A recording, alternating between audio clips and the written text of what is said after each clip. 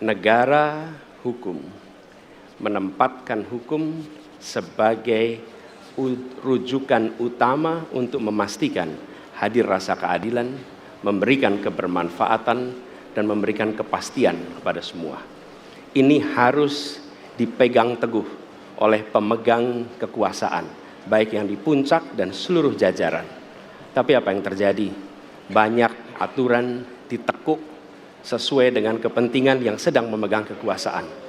Apakah ini akan diteruskan? Tidak. Ini harus diubah. Ini harus dikembalikan.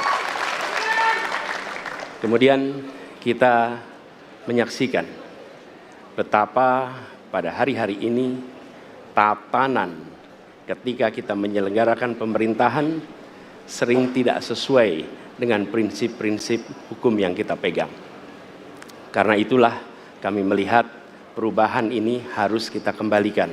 Negara ini adalah negara hukum, bukan negara kekuasaan. Dalam negara hukum, kekuasaan diatur oleh hukum. Dalam negara kekuasaan, hukum diatur oleh penguasa. Dan kita tidak menginginkan itu terjadi. Pada saat ini, kalau kita lihat hukum itu harusnya tegak begini. Inilah hukum. Dalam kenyataannya, dia bengkok.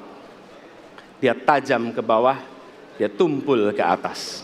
Dan kondisi ini tidak boleh didiamkan, tidak boleh dibiarkan, dan harus berubah. Karena itu kita mendorong perubahan, mengembalikan hukum menjadi tegak kepada semuanya. Dan bila kita saksikan hari ini ada satu orang milenial bisa menjadi calon wakil presiden.